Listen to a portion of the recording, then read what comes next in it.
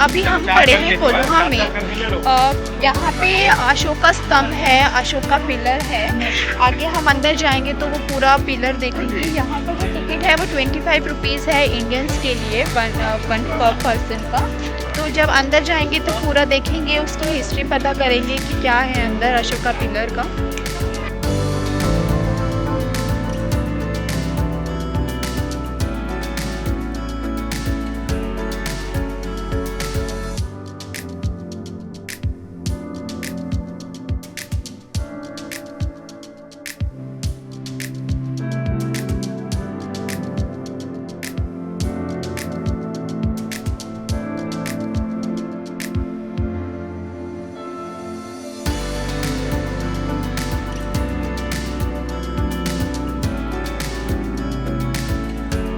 भिखुनी विहार था ये। हम लोग उधर देखेंगे वो भिखुनी विहार थे उधर को।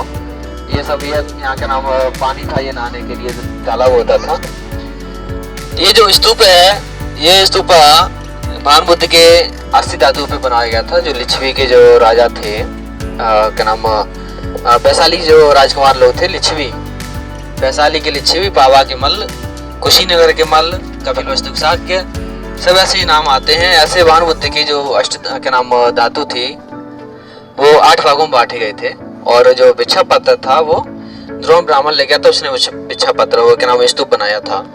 तो ये जो स्तूप है भगवान बुद्ध के समय क्या नाम पन्निबान के बाद में अस्थि के ऊपर बनवाया गया। और बाद में सम्राट अशोक ने उसे स्तूप के पास में इसमें अंकित करके कि यहाँ ये भगवान बुद्ध का, और यहाँ पर ये क्या नाम भिखुनी विहार था, और यहाँ भिक्षु के नाम जो भिखुनी संघ है वो रहता था। तो उसी को अंकित करके ये पिलर यहाँ बनाया था। यहाँ की कहानी आती है कि आनंद जब पन्निबान के लिए राजगृह और मगध तरफ जा रहे थे, तो मगध के जो लोग थे, जो राजगृह के उधर के जो लोग थे, वो कह रहे थे कि आप हमारे तरफ आए। वैशाली के जो लोग थे, लिच्छवी, कह रहे थे कि आप हमारे राज्य में पन्निबान को प्राप्त करें। तो आनंद अब चिंतित पड़ गए कि अगर इधर गए तो इधर के लोग नाराज होंगे, उधर गए तो इधर के लोग नाराज। तो बीच में जो हम लोग देखते हैं गंगा नदी, इसी नदी क्रॉस कर रहे थे। तो आनंद को एकदम विचार आया कि अगर दोनों लोगों का आपस में मतभेद हुआ, हो सकता है कोई झगड़े भी हो जाएं।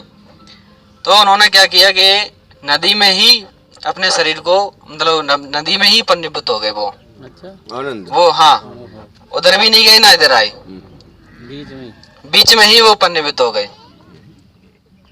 तो हम लोग जो क्या नाम आनंद जो थे, भगवान बुद्ध के धम्म भंडार थे धम्म के, उनको पूरे धम्म के जो सूत्र थे वो सभी याद थे, उपदेश जो थे वो सभी याद थे। 84,000 भगवान बुद्ध के जो उपदेश हैं, 80,000 भगवान बुद्ध के थे, और 4,000 जो उपदेश हैं वो भिक्षु संघ के थे। उसमें भी 4,000 में 2,000 जो थे वो सारिपुत्र के थे, अकेले सारिपुत्र के 2,000 थे। और 2,000 जो थे वो अग्र महाश्रावक जो भिक्षु संघ थे, जो अरंत थे, जैसे मोगल के नाम ये महामोदगल्लान है, महाकश्यपान है, उपाली हैं, शिवली थे, और भी ऐसे क्या नाम बड़े भिक्षु हुए जो रिद्धि सिद्धि थे। तो उनके 2,000 उपदेश आते हैं। तो 80,000 उपदेश आनंद को वो पूरा याद था। तो आनंद को सभी लोग चाहते थे, और आनंद जो है वो भगवान बुद्ध के समय अरहत को प्राप्त नहीं किए थे। भगवान बुद्ध के पन्निबान के बाद में अरहत को प्राप्त किया था उन्होंने। वो भी जब पहली जब संगति होने का जब निर्णय हुआ, उसके बाद में वो क्या नाम अरहत को प्राप्त हुए। तो जब पहली संगति जब भगवान बुद्ध का पन्निबान हुआ था, तो पन्निबान के बाद में कुछ भिक्षु जो थे कि ऐसी चर्चाएं करने लगे कि अब तो हमको कोई कहने वाला नहीं, कोई टोकने वाला नहीं, कोई कुछ कहने वाला नहीं, अब अपने हिसाब से जिंदगी जिएंगे, अपने हिसाब से काम करेंगे, कहीं भी आएंगे कहीं भी जाएंगे, कोई रोक टोक करने वाला अब नहीं है। श्रमण गौतम जो भगवान बुद्ध थे वो खत्म हो गए। तो वहाँ पर क्या नाम महाकश्यप जो बंते जी थे, उन्होंने जब ये बंते लोगों की सब बातें सुनी, तो उन्होंने कहा ये तो धम्म तो पूरा एकदम नष्ट हो जाएगा, ऐसे बहुत ज़्यादा बदनामी होगी। फिर उन्होंने संगति बुलाई। तो पहली संगति जो राजगृह में हुई, तो वहाँ पर आनंद जो थे वो सब श्रेष्ठ थे, उनको सभी क्या नाम धम्म ग्रंथ पूरा उपदेश सब याद था। तो आनंद से कहा गया कि वहाँ पर जो भी भिक्षु संगति में शामिल होंगे वो सभी अरत भिक्षु थे, 500 भिक्षु सब अरत थे। तो अरत भिक्षुओं में आनंद को भी अरत होना था, आनंद अरत नहीं थे। तो आनंद से कहा गया कि आपको 7 दिन का टाइम दिया जा रहा है, आप अरत को प्राप्त करना है, तभी आप संगति में शामिल हो पाओगे और आपका होना बहुत जरूरी है। अगर आप अरत को प्राप्त नहीं हुए तो आपको संघ से निकाल दिया जाएगा। तो आनंद को घमंड था कि हम तो भगवान बुद्ध के साथ रहे हैं बचपन से ही, बचपन में खेले कूदे, बाद में भिक्षु बन गए और सभी हमको ग्रंथ सब पूरा हमको क्या नाम भगवान बुद्ध के सभी उपदेश हमको याद है, सब कुछ है, हम तो अभी अरहत हो जाएंगे। तो इतना कह के आनंद क्या हुए, वो अरहत क्या नाम ध्यान में बैठ गए। 6 दिन बीत गए, अरहत नहीं हुए। 7वां दिन होना था जिस दिन संगति शुरू होनी थी।